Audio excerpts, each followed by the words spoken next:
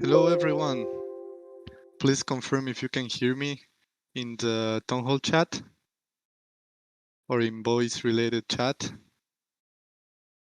Thank you. Thank you very much. So let's start with the guild time here in this town hall.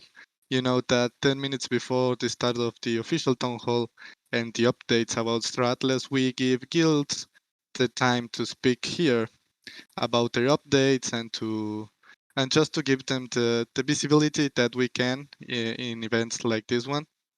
So if you are a guild leader or you want to represent your guild here in the guild time, feel free to drop me a DM or tag me in the different channels, and I will be reading that so we can get this done. So you may wonder what are guilds. Guilds are the organizations inside Star Atlas. In Star Atlas is going to be the metaverse is going to be huge. You will like to be organized. The guilds in Star Atlas are called decentralized autonomous corporations, and they are the organizations of players inside Star Atlas. And you will like I said, you will like to join a guild because they will play a big part inside Star Atlas. And yeah, they will be more and more important, and the relationships between guilds and between the people inside guilds inside Star Atlas are going to be huge as well. So we'll like to highlight as well that it's your responsibility to do the due diligence about who you entrust your assets to, and always keep yourself safe. So without further ado, we have the guys from Deep Profits Guilds, Xcode, and Mobius. How are you guys? Doing good. How are you guys? I'm doing great, man. Thanks for asking. So let's start with some questions for you. Can you give us a brief introduction about yourselves and what is Deep Profits? Yeah, for sure. My name is Xcode. I'm the founder of Deep Profits. I am a crypto entrepreneur, enthusiast, and dad gamer. And I have one of our officers with me, Mobius, and he's going to introduce himself. Hi, I'm Mobius. I've actually been dabbling in crypto since about 2009.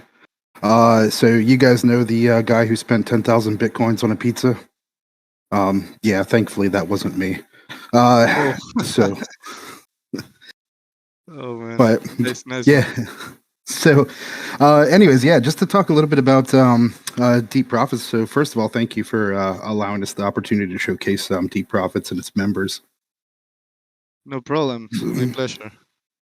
So we are a relatively small to medium DAC. We're not large by any means. We are slowly growing, and we're open to recruiting right now. Um, but one good thing about being small is we have a lot of quality members, and each of those members brings some amazing talents to Deep Profits, which is fantastic. We are aligned with the Interstellar Alliance, and a signatory of the UMA. So those are two big things that we like to promote within Deep Profits as well. We're comprised of mature and professional members, and we strive to create a safe and family-friendly environment. So any of you that have some younger ones, maybe a little bit down the future, and start out this is still around, and you want to pass the torch to them, we'll be hopefully here for a couple generations. So if you're new or even an experienced person in the crypto space, what we do is we aim to focus on the individual profitability and teaching people about the risk management to DeFi and crypto in general. That is great. That is great. Thanks for sharing. So I know, guys, that you have been building as well, and you built the famous Fleet Pass. Can you tell us a little bit about that? Sure can. Yeah. So Fleet Pass, the beta program just launched. I'm sure some of you have seen it. The idea is that it's a guild asset visualization tool. We're leveraging the power of NFTs and blockchain to really like dig in and organize each other's resources. So the idea behind the Fleet Pass is that you put this Fleet Pass NFT into each of your guild members' wallets, and you navigate to our website at fleetpass.app, and you can see all of your starships plus the value of the Atlas and Polis in your members' wallets, all organized in a really cool dashboard where you can look at other guilds and you can compare and see what's in your fleet. The Fleet Pass helps you identify strengths and weaknesses in your guild and in other guilds. In the future, you'll be able to organize your scholarship accounts using these tokens. You can even use the data and the metrics to try and pursue strategic relationships with other guilds who maybe hold a significant amount of polis, right? So you can search out people in your own faction who are aligned with your values and have polis, and you can help push through political decisions by using Fleet Pass. One of the things I'm working on in the near future is making the data available to third parties and other developers, so that anybody who's enrolled in Fleet Pass, that data can be available to help you guys, other developers, build your own tools. We're currently working with the Alessio Research Group. They've listed our Fleet Pass holders in their ARG, and we're really excited to be partnering with them. Really quick, just wanted to say thanks to the Armana Group and the Equinox Starfleet for helping beta test. It's been a really cool couple weeks. We've nailed down a few major bugs, and the product is really working quite well and ready for adoption on a mass scale. So, yeah. Thanks for building this, man. So, how can someone apply to use the Fleet Pass, and also how can someone join your guild? Where are you listed? For the community, if you don't know, there have been two different websites built for guild recruitment. One built by Dodger from the Interstellar Alliance, and one built by the Atlesio Family Guild. You can find them pinned on Guild Chat, and you will be able to navigate through all the Star Atlas guilds there. So how can someone find Deep Profits and how can they join? Yeah, sure. So you can find us easily at deepprofits.org. If you want some third-party research, you can look at the Alessio Research Group paper at alessio.io. And if you want to join FleetPass, you can go to fleetpass.app. There's some links there to get you started now. You follow those to our Discord and introduce yourself. And there's a bit of back and forth between us while we mint your passes. And then we give them to you and you distribute them to your guild members. And that's about it. So That is really cool, man. And thanks So- thanks for sharing. Don't know if you have something else to add, but you can drop the links in the town hall chat. And yeah, thanks for coming today, guys. awesome. Excellent. I'll do that. Sorry, just to add one more point too that I kind of forgot to touch on is one of the other things we're basing ourselves on is being a group of artistry. So that's another thing Xcode did. He built us a nice Metaplex store. Where our artists internally can go and create NFTs, whether in the future you guys allow ship skins or anything like that could be built.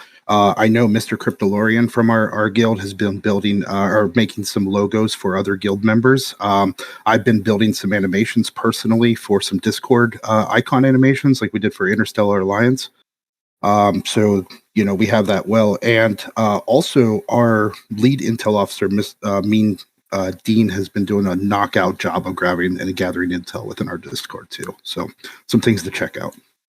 Great. Thanks for sharing and thanks for coming today. Feel free to drop all the links in the town hall chat. And yeah, appreciate you very much for your time here. Thank you. Appreciate it. Thanks, Santi. Thanks, guys. So we also have Buddy from Tree here. Buddy, how are you? I'm doing really well, Santi. Thanks for asking. How are you, my friend? I'm doing great, man. I'm doing great. So let's go straight into business. Tell us a little bit about Tree. What is Tree, and who are you, Bodhi? If you want to tell us as well. Sure, yeah. So my name is Bodhi. I entered crypto in 2017 and then the metaverse in mid-2020. I started compounding gains over time and leasing NFTs to players all around the world. And now I'm growing Tree and pursuing Star Atlas full-time. Tree is a true community. We're a network of individuals working together as one. What makes us different than other guilds is we allow our community to actually vote for our leaders. Voting ensures that all leaders are going to be acting in the best interests of the guild and its members rather than serving their own agendas.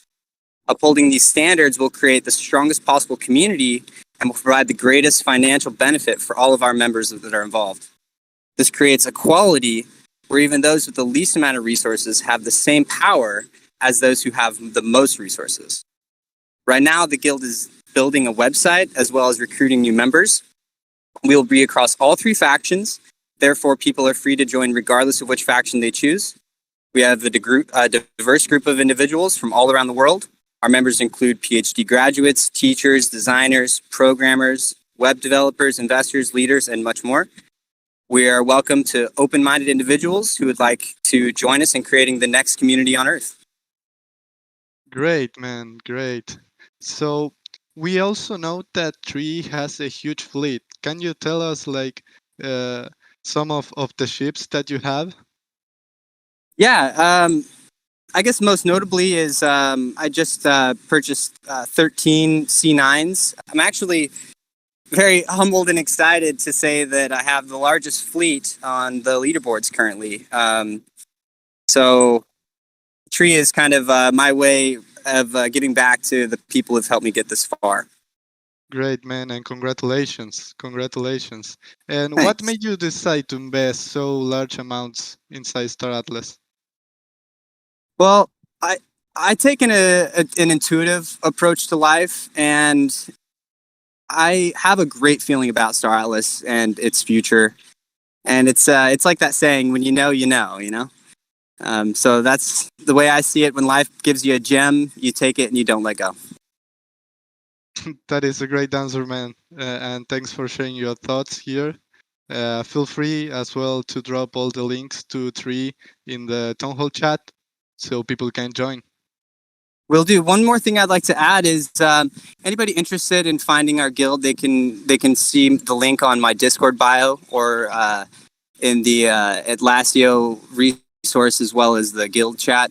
But more importantly, I just want to note that when Star Atlas is successful, most of the world is going to be within the metaverse, and it's important that we start now on governance and upholding the highest standards for our leaders so that in the future we have a better reality than we have today. So that's just the last thing I wanted to note. Thank you guys so much for being here, and welcome to Tree. Thank you very much for joining us today. Thanks, Santi. Have a good one, brother. Thank you. So now let's jump into the start of the official Star Atlas Town Hall. We have Swagner here and also Pablo. How are you, Swagner? Doing great, Santi. How are you, man? How was your week? Doing great, man. Doing great. Having a lot of fun as always. And how are you, Pablo? Hello, Santi. Hello, everyone. Doing fantastic. Happy to be here. Okay, thanks for joining us today, Pablo. So we have a lot of updates to share today with you guys. And as always, thanks for joining today. Thanks to all the server boosters and to all the community members who are helping out there to build this great community that we are building. In a quick update for the Star Atlas Discord server is that you can now pick your faction in the Pick Your Faction channel. So you can go there and select your faction. I'm sure that everyone will be looking at what Swagner is going to pick there. So Swagner, feel free to pick your faction when you are decided. And we will see it in your name. So that will be huge. I'm going to have to abstain on that, Santi. You know, we want to make sure that we maintain objectivity out there. We don't want to influence anybody's decisions. So rest assured, I have selected my faction and we are ready to play. But okay. I'll be displaying it as a badge. Okay, nice. So what do you think, Swagner, if we jump straight into business right now? I know that Pablo also had some updates for us today. I don't know which one would like to start today. We have a ton of updates. So yeah, let's get started. You know, as always, like to save plenty of time for the live Q&A section, but there's a ton of progress over the last 2 weeks, which was the last time we hosted a town hall. So it would be great to jump right in here. I don't know, Pablo, do you want to start with some updates and then I can follow up? Yeah, absolutely. I guess we'll cover a quick little rendezvous around the revenue operations area. And we'll start off with none other than being in the news. You know, grab your news, read all about it. We've been on Business Insider, Bloomberg, Exam.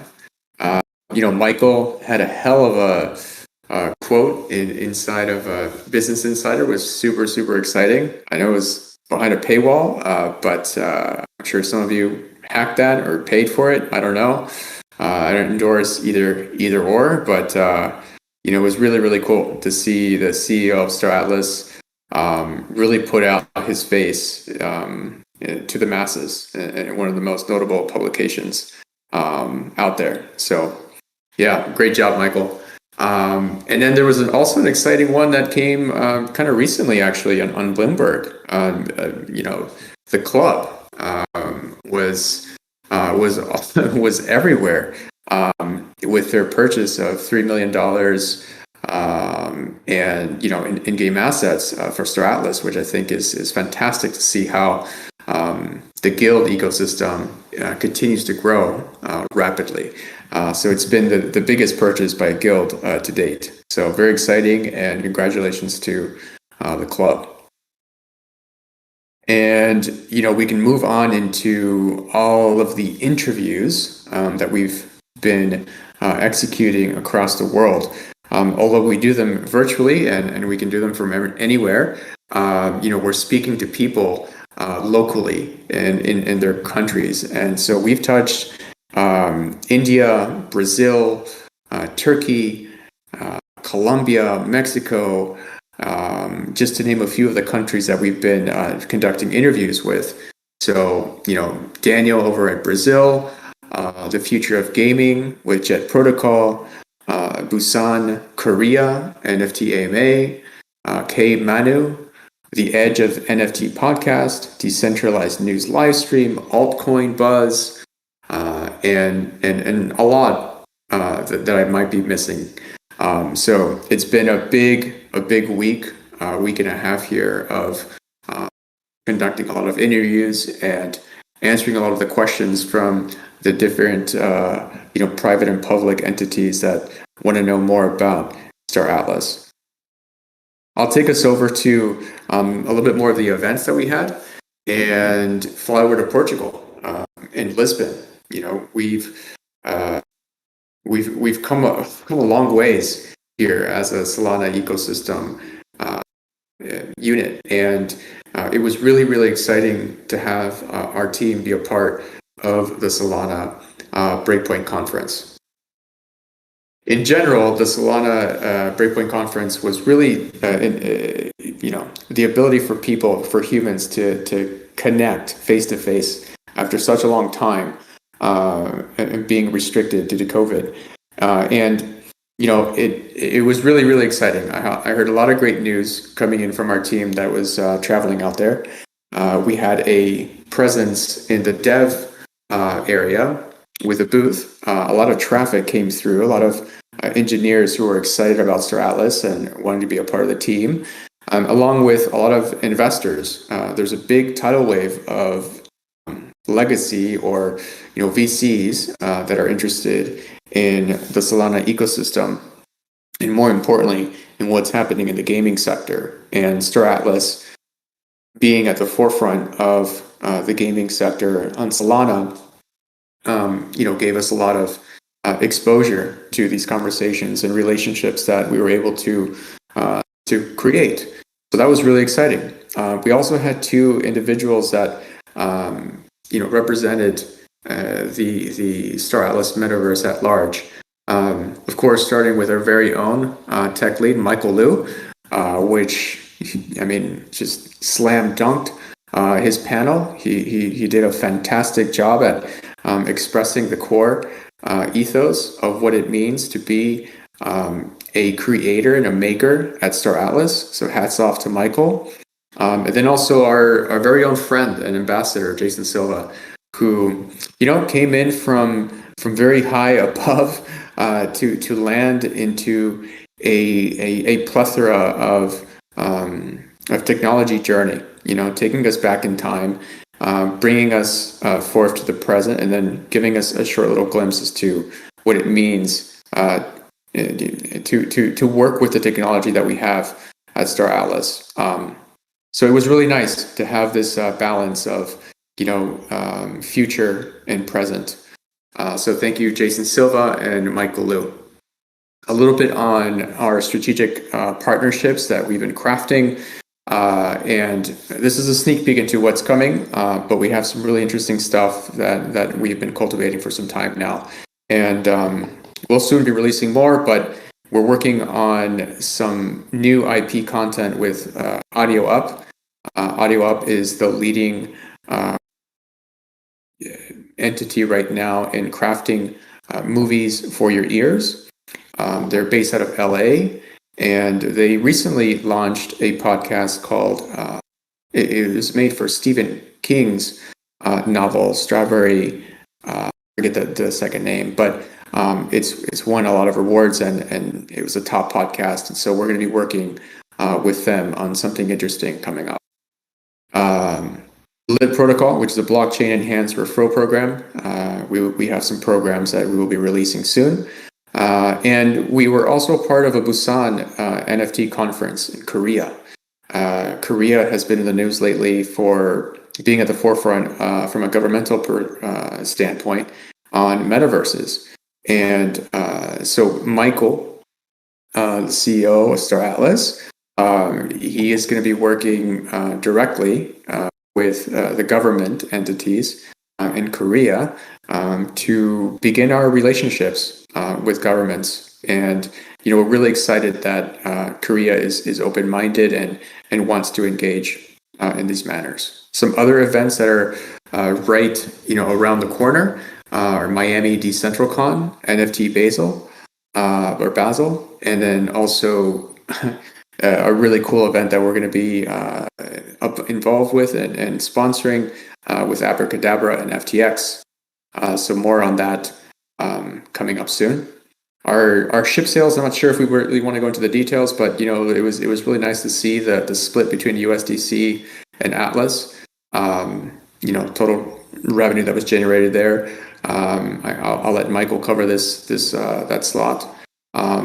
We did have a good pickup in new players that have joined factions, and so we've seen over 8,000 new players in the past few days. So since Tuesday, which is bringing up the total number just a few hours ago to 42,159 new registered players.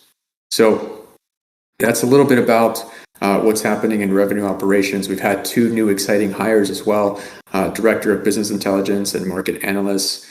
And just to kind of wrap things up, I'll wrap it up with the community, with the people that are here. You make this possible. We've had, we broke 200,000 followers on Twitter. In the past 28 days, we're seeing over 11 million impressions, over 600,000 engagements, over 90,000 post link clicks that are going to our websites, are going to Discord, over 3.1 Twitter profile visits. This is just in 28 days. We've had over 2 million views on YouTube, and our community in Discord is about to pop 100,000. So we're really, really excited about the continuous organic growth. We really haven't even begun to turn on the engine in marketing. We're just, kind of furthering understanding how everyone wants to digest the worlds that we're building. And so far, it seems like everyone around Star Atlas, both the ones that have been with us since the beginning and the newcomers, are getting it.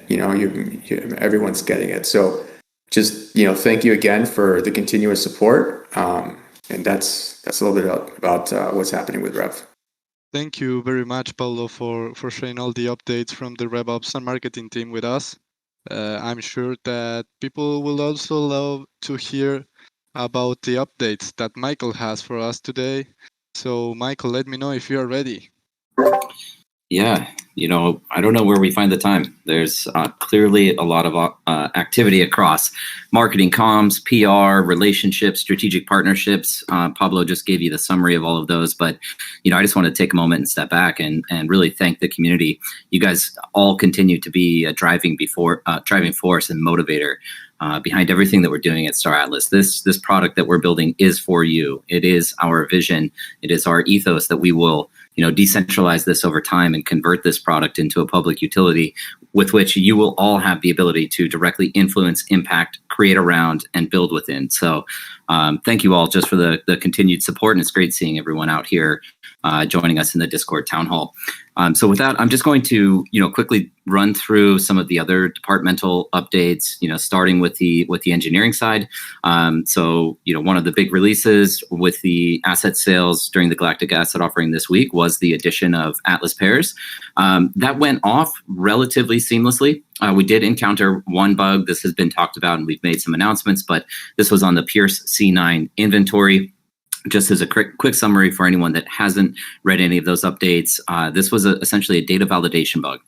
So with the introduction of Atlas pairs and with the process that we use, which is a scripting process to list new assets to the DEX so that our team isn't manually adding inventory during the sale process, it is all automated. But with the addition of Atlas pairs, a bug was introduced we didn't detect until after the fact, and that was with respect to Pierce C9 specifically. We failed to mint and list 17 ships on the USDC market pair, and then there was another 35 ships that did not get listed to the Atlas pair. This was discovered relatively late in the evening. We took immediate steps to print those items and list those to the markets. I want to be perfectly clear. These were all in line with our sale wave pricing. So they all came out in wave 3 pricing. We made attempts to get the announcement out and information out as quickly as possible surrounding that. But, I hope you all just understand that this is very much emerging tech, and, we're moving quickly. So things like this will arise from time to time, but we were able to get the full inventory out, and we were able to get that fixed within about 2 hours of discovering the issue. So shouldn't encounter that again going into the future. Beyond that, though, the marketplace itself, as well as the platform, play.staratlas.com, saw a number of UI improvements over the past 2 weeks. This included items such as image galleries for every one of the ship NFTs. So now you're able to view in full screen all of the concept art that's been created over time, adding additional depth and immersion to each one of those items. We've also added item stats. So you have more information about the ships that you're purchasing, as well as being more informative on the origination price and quantity of ships that came out during the Galactic asset offering. And we actually have many more UI improvements that are just currently in kind of final phases that you'll see come out as well. So the idea is to ensure that you all have all of the information necessary to make informed purchasing decisions for these assets going into the future. We do have kind of one, highly anticipated yet unfortunate piece of information update, and that's related to the target release date of Score. We have had to delay from November 18th, so that won't be released next week. We're looking at a target date of somewhere between December 9th and December 17th now with the updated information. Again, guys, this is really all about ensuring that we deliver the most polished, functional product to you when the time is appropriate. We are all as excited to start playing as you are, and we're very much excited about getting this feature out to you all so you can start earning with those NFTs that you've been buying. So hope you all can appreciate that. But the one thing that we do want to do is share a sneak peek of what the Score designs will look like. So I'm not sure when we're doing that, Santi, but we will drop the image of Score designs and kind of what that user interface is going to look like sometime during this call or shortly thereafter. Now, on the product great, front, man. Thanks. Yeah, of course. Now, on the product front, making huge progress, not only on the minigame concept, but really some of the most exciting development progress that we're seeing right now is in Unreal Engine. So these are updates directly from Danny himself. So looking through, you've heard us talk about the showroom. This is the initial module, the initial implementation of Unreal Engine, and the initial experience that you all will be able to participate in. We've mentioned this in the past. We're targeting sometime in Q1 next year that we'll release this as a game client that you'll be able to enter into the metaverse and start to see your ship assets in real scale. I've dropped in tweets, how exciting it is to see some of the early demos of this. Obviously, we don't want to share any of these demos. We don't want to set a precedent of or kind of an expectation with some of the very rough modeling that takes place in the early development of this process. So we're going to wait until it's far more polished before we reveal any of the showroom components, but it's super exciting just seeing your ships in life-size form. So looking at something like a Pierce X4 as a single seater space bike versus a capital class ship, and then looking at that against the size of, say, a Titan class ship, right? Where the Titan ship itself, one of the turrets, the artillery on a Titan is nearly as large as the Calico Guardian. It's just amazing to see, and I think it's really going to make apparent the value of the various scales across the universe when these assets are fully released. But we have been working with a team called Spirasoft for the last 3 months. We've been making some significant progress. So that would include, having an operational showroom level in UE5. The artists and engineers are now able to drop ships, as I mentioned, in a test bed and using universal metrics to kind of scale those ships out. The initial visual work is taking shape, and the sense of what the final product for the showroom is and will present is very exciting to see. We have full UX prototypes for the showroom right now. These were demoed internally, and these are actual playable UI demos. So these are, as I said, actually being developed in UE now. So it's in engine, and we on the team are able to walk through and experience what that showroom is going to look like. And then, Pablo mentioned this a little bit in his update, but we did onboard a new audio and music team to do sound effects and the score for the showroom experience itself. So the audio experience is going to be just as immersive and exciting as as the graphical and visual elements of that. On the mini game, I'm kind of reading through some of his updates here live, guys. So let's see. We mentioned a few of these already. I'll get back Let to me tell you guys that there is a lot in Michael's updates. So I understand, Michael, that you can be a little bit lost here. Yeah, I'm just you know how things move so quickly, and we were nevertheless there is a lot here, and it's all very exciting. But just going back to kind of the Spearsoft and people that have been asking us about whether or not do we have a full production team working? I can tell you right now, we have 25 people working directly in Unreal Engine just through the Spearsoft team alone, and we continue to scale and grow on that side. And we are scaling and growing as rapidly as we can. I'll give you a quick update on HR in a bit, but the other major updates from Danny include the Pierce Titan is nearing concept completion. So you'll start seeing some concept art come out from that. And I'm not sure, I can't interpret from here, but that might also be undergoing some modeling work in Unreal Engine right now. We have 8 new ships in the full game production art pipeline. And you can view those on the public roadmap. 3 new ship artists onboarding included 2 X-Star Citizen ship modelers and 1 new lead hard surface artist to help manage that pipeline. And then the OPOD is being rigged for animation and interactivity in UE5 control. On the character front, the Punab alien race is now signed off. I'm not sure if we've shared any of the work in progress shots on that, but really cute and really interesting race that's going to be released into the game. Actually, Danny says here that the visuals have not been publicly revealed, but in short order, you guys will start seeing those. And then outfit and customization variants are being produced for all races as well. On the econ front, less exciting, probably part of the update for everyone, but we have completed all of the initial implementation and mechanics of the Star Atlas DAO.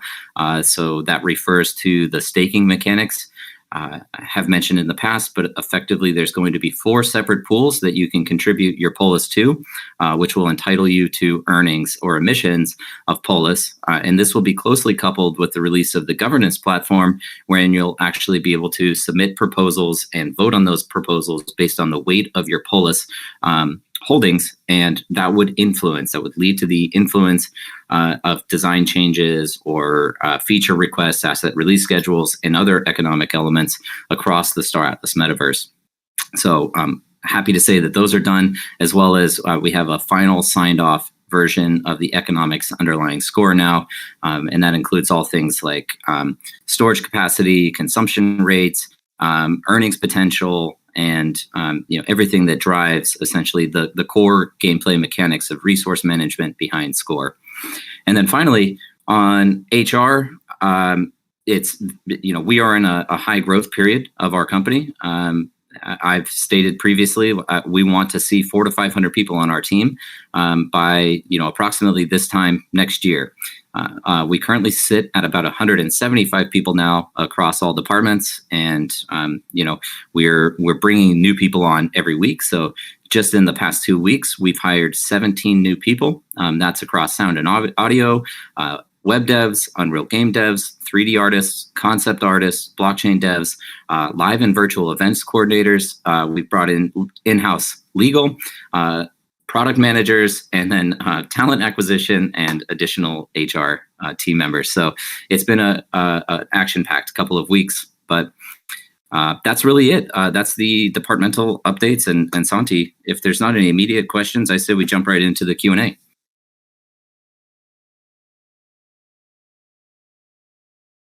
Yeah, Santi's having some connection difficulties, so I'll take it from here. Unless you just popped in, Santi, you there?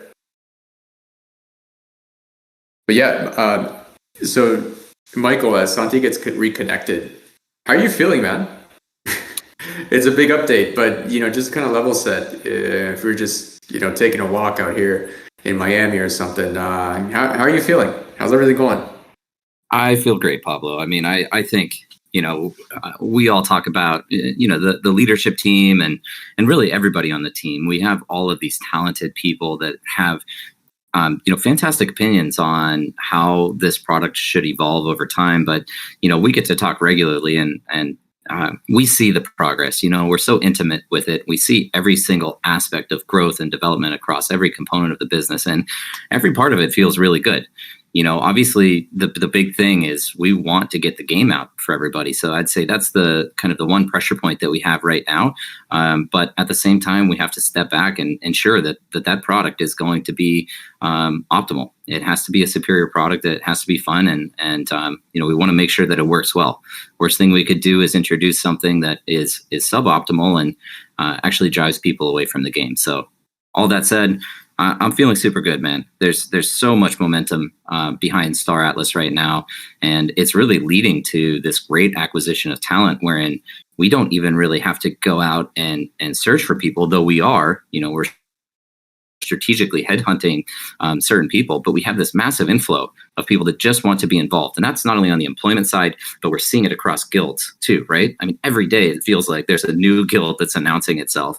And there's an enormous amount of theory crafting that's going on and strategizing that's going on across all of these guilds. So, kind of an extended answer, but succinctly put, I just feel great, man. How about you? Yeah, I don't think you could have said it better. I mean, you've expressed these similar emotions. It's fantastic to see how the community is just naturally growing, and really, it's something. At least for me, it's honestly just to be vulnerable here. It's difficult to balance the amount of. I think I take it as positive energy, but the amount of energy that coming from the community, wanting more information, wanting to see how we're doing with our Unreal Engine, 5 development, wanting to see more ships, wanting to see more details, all of those are markers of just, individuals, people, groups that are interested and passionate about what we're doing, right? And so that helps me sleep at night because on our end, we see what our team is building every single day. We understand, what stages we're in. And although it's sometimes it's tough, to kind of push release dates. But in all honesty, it's the best for everyone. And it's going to be a lot more gratifying when we bring this out because you're going to see all the work and the love that all the team members are putting into developing this. And really, that extra time is only going to make your experience that much better. So, we also love, the fact that everyone's been super patient with us and continues to be, and and is expecting something that's going to be really, really fun to engage with and continue building with. So, yeah, man, it's been fantastic seeing our internal team grow at the rate that it's growing, but more importantly, just the quality of people that are joining us, wanting to reach out to be a part of this has been extremely humbling. Sant, are you back?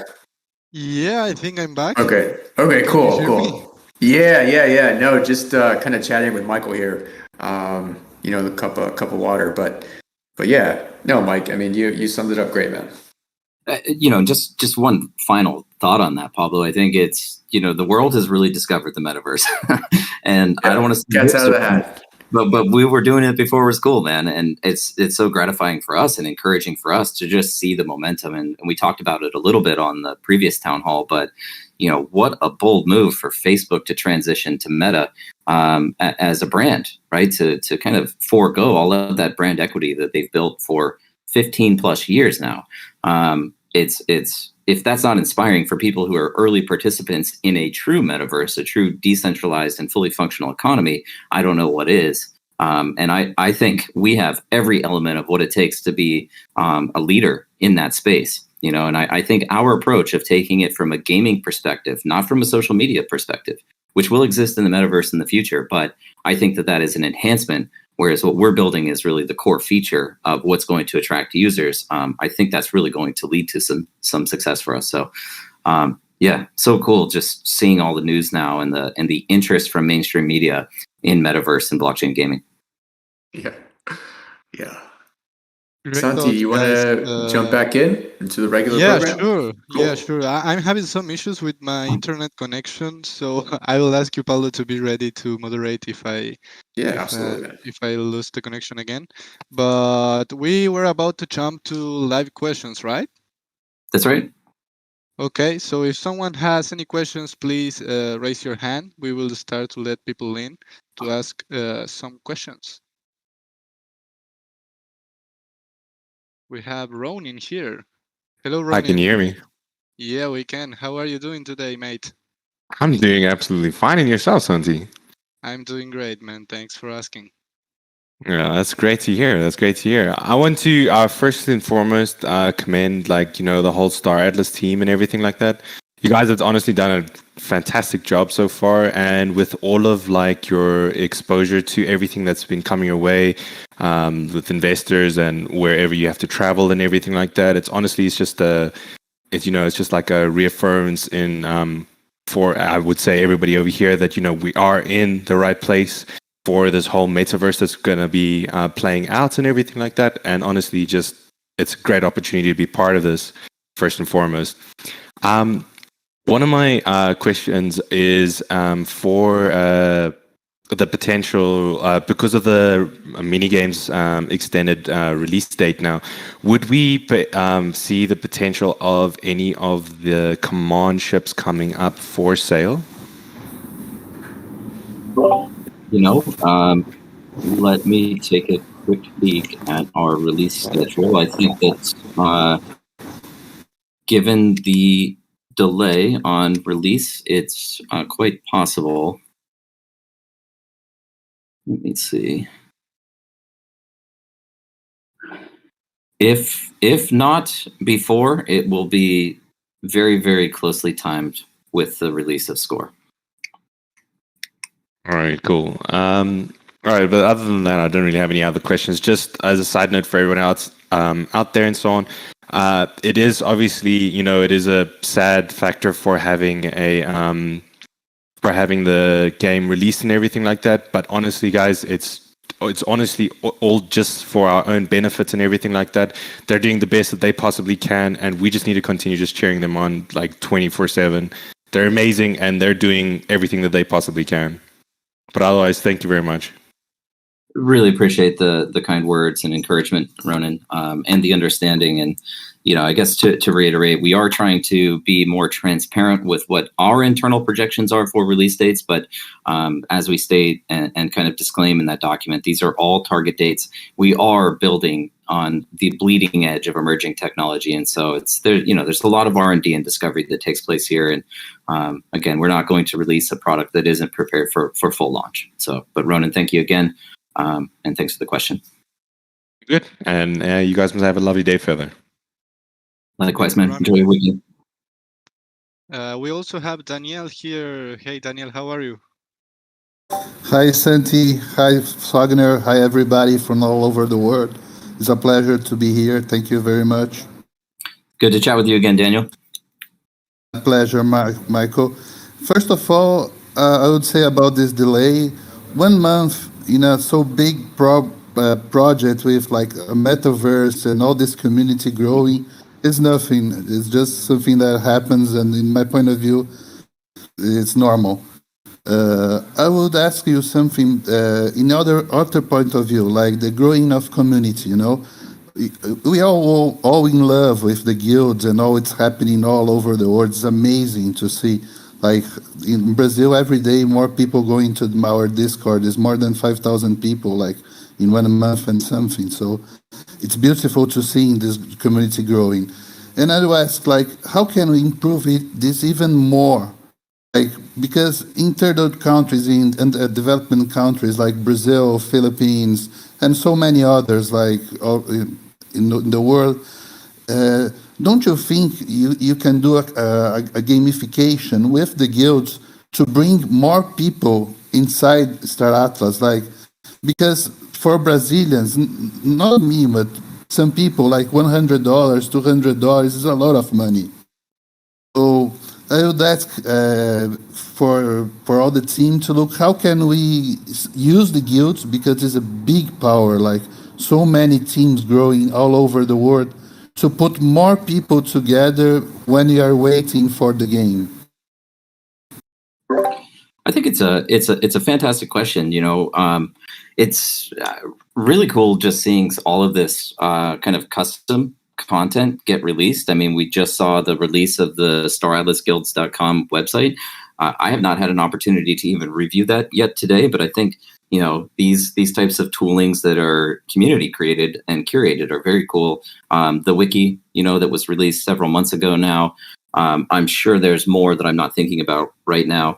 But from our standpoint, we have a couple of initiatives that we're looking to launch, and Pablo might want to elaborate on these. But one of them is really education. So how can we work with guilds and guild leaders to help disseminate information that can then be translated, and more communicative with the local communities? We understand fully we are building a global audience, and we see the global population as the user base of Star Atlas. So it's very important for us to be able to cultivate all of that.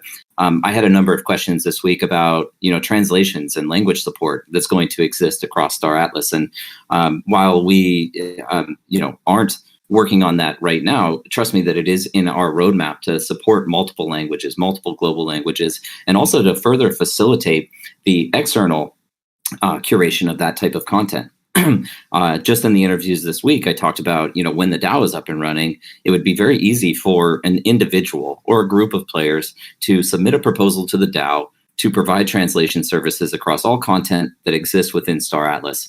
Right? We can essentially provide the scripts and the content pieces, and it gets translated and then implemented into the game. And the real nice thing about that is that part of the proposal would include a fee. Right? This is the cost to perform the service. And if the DAO approves that, and it gets paid out of the DAO, then it's not something that we had to internally cultivate and develop and introduce. It was actually the community effort, the global effort to improve this product. And that's what I'm really talking about with decentralization over time. At some point, you all will be far less reliant on us to release items and updates and products to you, but rather you'll be coordinating with the rest of the people that are governors across the ecosystem and introducing new features. So in any event, education is one major component that we want to drive information through guild leaders, because we know you are intimate and active with your community. So that's one piece. The second piece, and this is where I think Pablo might want to jump in, is on affiliate programs. Right. So not only just helping to attract users, but how do we find methods of compensating and rewarding people for sharing information, for attracting new users, for growing the community, and pieces like that. Pablo, anything you want to add to that right now? Yeah, for sure. On both points. So on the first one, expanding our reach to the local populations in the regions that are most active with Star Atlas currently are top of mind. So, for example, in Korea and Brazil and India right now are 3 areas, in the US are 4 areas that we're looking at establishing further roots through local ambassadors, if you will, local controllers that speak the language, that are born and native to the culture, to better enhance our understanding of the region. And these will be internal team members. So that will extend into better understanding the leaders that are arising from a guild perspective out of those regions as well. And that will help us better inform the type of marketing tool sets that we can customize and build around that. That leads into the second point, and around the thought of gamification. Every experience that we can create a game around is our preference. But the game is more with the intention of creating a better experience. And if the byproducts are having the user win NFTs or gain more Atlas or something, then great, right? But overall, the experience is first. Doesn't necessarily have to be tied to gaining more users or revenue. But in this case, we're creating a blockchain enhanced referral program where either if it's a guild or a group or a clan or individuals want to get involved, there's different tier sets for these groups. And generally, it's a quest, right? So we're gonna have this referral program wrapped around a quest. And Mate has been working diligently with Anthony together to build out this program. So we hope to release that soon as well. It's something that we've been working on for some time. And we just want to make sure that the quests are fun, right? And those will also be optimized over time.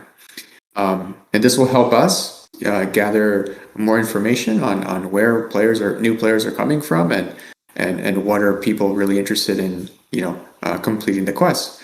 So hopefully that answers your question, and would love to chat too at a later point if you have any feedback. Oh, thank you very much. I understand perfectly the DAO will help a lot, and it's very nice to hear that you're looking for some people inside key countries. Like I can recommend some people that I have a lot of Brazilians that love Star Atlas working in our community for free. And if you have, I can appoint some of them if you're interested. And I would say this is a great point for the Star Atlas all over the world. It's important in some countries like Philippines, Brazil, and another big countries with a difficult language, because Portuguese or Filipino, and it's not so easy to translate. A lot of people don't speak English in Brazil and in other relevant countries.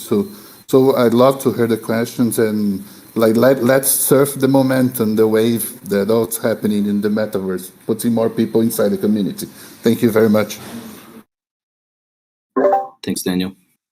Thanks, Daniel, for your questions and your kind words as well. We also have Phoenix Dragon here as well on stage. Welcome, Phoenix. Familiar face. What's up, guys? Great. How are you doing, bro? I'm doing great. I just got to say, just always appreciate these town halls and always appreciate just all the updates and all the amazing things that just keep exploding and getting faster and faster. My question actually, so I've had some questions, and I'm not sure if these were covered before, but they just keep popping up. So I thought I'd ask it, and it really has to do. I'm not even sure if you guys have this thought out and fully, yet, because it has to do with the 3D game. And I'm curious, when we are exploring, right? We're out there, we're exploring, and let's say we encounter someone else out there, and we combat ensues, right? So this is about kind of like a combat question and how that's going to be playing out. I'm curious, is this all going to be happening? Is some of this going to be calculated in some different sort of way? And if we've got multiple ships, right, that we have, are we only going to be like flying one ship at a time personally, or are we going to have some way to sort of have our other pilots, NPC pilots, helping us? And I'm just a little more just curious about some of the details, and if you guys have even got that far, or if it's still so much that's unclear that you're still kind of working all those details out. No, great question, and Danny could really expand on this more than I could if he was available today. But in effect, it's kind of some combination of traditional first-person MMO and third-person MMO, but also RTS, real-time strategy. So you will be able to command entire fleets, not only in the mini game, which kind of includes score to some extent, where you can enlist multiple ships of the same type and various. Each one is kind of categorically enlisted, but not only in score and then in future ship missions, but also in the fully immersive 3D world and Unreal Engine as well.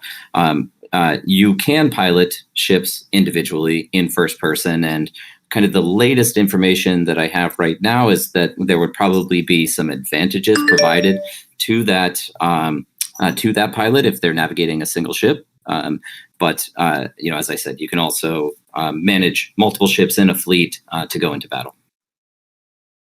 So just to kind of go along, a question to go along with that, I guess if, for example, we had, if I wanted to get a bunch of people to pilot my ship, I mean, is that something that would be a possibility, like hiring other players as pilots of my ship? Yeah, not only is it a possibility, it's something that I would fully anticipate to happen. This gets a little bit into the question around things like lending models, right, or ship borrowing and kind of the sharing economy that can develop. It would be very reasonable to see entities. It's kind of thinking in the framework of like venture capital that's coming in to build portfolios of ship assets without the intention of actually operating them and being productive in the game, but they still want to be able to collect income. That's the primary driver of, say, return for a venture capital group looking to purchase items for the game. This speaks directly to why I've commented that the metaverse is going to create the largest labor market the world has ever seen. Because people will be getting employed to operate ships and to operate land and to play certain roles across the game by other entrepreneurs. Right, so they become employers of people to operate ships because they'll be more efficient productively. So yeah, absolutely. If you wanted to engage with people all over the world, hire them to pilot your ship. You'd be more than able to do so, and hopefully we can facilitate that through some implementation or iteration of the lending model, where you wouldn't have. This is all intended to be trustless sharing of assets. Right. So like you shouldn't have to worry about whether or not the person that you're letting pilot your ship is going to steal it and sell it on the marketplace. And I guess if I were to extend on that, where we don't have it kind of sorted out yet is if somebody is in the 3D game in UE and you allow them on your ship, like what capabilities will they have? Could they just take your ship out into deep space and like intentionally get it destroyed or intentionally get it pirated? We'll have to work through some of those mechanics down the line, but in the short term, the idea is like through the lending model and through these on-chain programs where borrowing can exist, you can absolutely employ people to operate on your behalf. It's awesome. I have one last question that could go along with this, which is, for example, let's say we've got a C9 or a Calico Garden or any ship. I'm not sure how this works. Like when we're offline, right? When we're not actually actively playing the game. But let's say we put a big ship out there to theoretically guard some assets, like some mining operations or something. What does that look like in terms of if somebody else comes along, right? Like how can that be resolved if me or other people? I mean, is this now then go to all just like NPCs, or what happens with that? Do we even know that question? Answer that question yet? Most likely you'll need to be actively engaged in some format. So you won't be able to just like place your assets on patrol to operate without you being present or logged into the game. And generally the recommendation would be to take those assets and store them in a hangar bay somewhere if they're ships, for example, or if you have a large enough ship that you kind of bring all your smaller ships into the hangar bay on that ship and then and you take it offline. But I think it would be inadvisable to leave assets online, particularly in deep space, if you're not actively playing the game. Well, so does that then? What does that look like for our mining operations? Does that mean if we're not actively playing that those are not vulnerable? mining operations would be vulnerable, and this is where you're going to need only vulnerable really in deep space, but this is where you would have to coordinate. And kind of the benefit though of the global audience is that if you have members in your guild that exist in multiple time zones, then you have shifts, right? People come on and work shifts and manage equipment, and you probably have some type of alert system, that if you're under some type of massive attack, you want to call in your other guild members to come and support the defense. But mining operations will be slightly different in that they will continue to operate, at least functionally, while you're not actively engaged in it, because it's kind of an automated process anyway.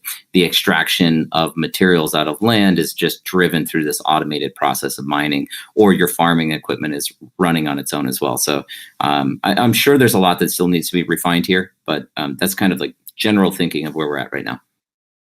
Awesome. Yeah. Thanks so much. Yeah. I kind of figured some of that, but it's just, I just like getting a little more clarity because it's exciting to kind of think about. And again, like you said, strategizing with other people, guild members or whoever to help out. Yeah. So cool, guys. Thanks so much.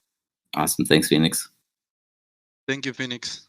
Do you have time to take one more question, Michael? Yeah, Santi, let's take one more, and if we have a couple extra minutes, depending on the answer, then we'll take two questions. But let's yeah, perfect. So, Master Akira. Yeah, Master Akira, welcome to the stage. Hi guys, can you hear me fine? Yeah, we can. Well, first of all, I have to say what every other people that comes up into the stage to ask you questions, we all say the same thing. Thanks a lot for what you're doing. You're doing a great job. This is one of the best GameFi projects that I am involved with, and I'm very happy to be here. So I have two questions. One is very fast. The delay for the score does not include the staking part and the DAO, right? Is that correct? Correct. Independent development processes. Okay. The second question. I come from EVE Online, okay? I played 15 years EVE Online, and I know that a lot of people here also play EVE and Star Citizen and stuff like that. So one of the aspects of EVE that keeps people playing is the community, right? The alliances, the corps, and that's what you're doing here very well. You can see that the game is not even started, and the equivalent to corps is already very involved and doing amazing stuff. But the second part of that is not that good is the drama that comes with it. In it, there is a lot of drama with wars, nullsec, what will be low security or zero security stuff, a lot of espionage, people that infiltrate other corps to steal stuff.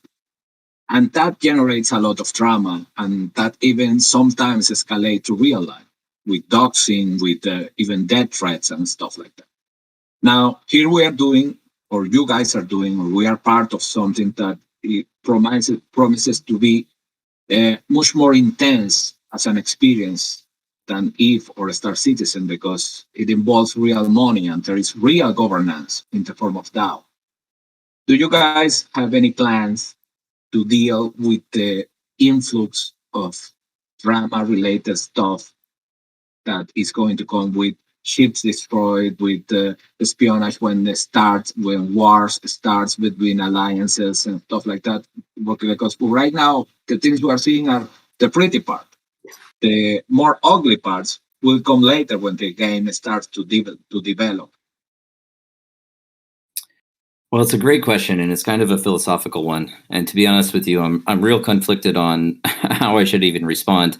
It almost speaks more to the nature of humanity than it does to the development of any type of product or any type of video game, right? So I don't think it's even reasonable to assume that it would be possible to eliminate all drama, all espionage, things like scams. Let's just think about how prevalent scams are across cryptocurrency ecosystem in general, right? It's just kind of the nature of people. So I don't know that there would be any way that we could prevent that.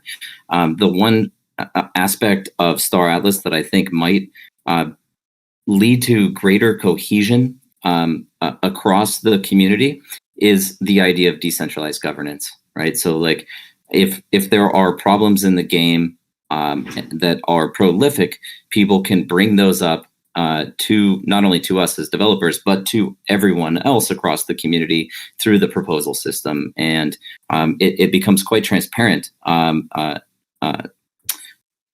authentically, and provably through the system of decentralized governance in the Star Atlas DAO. So that's kind of a non-answer.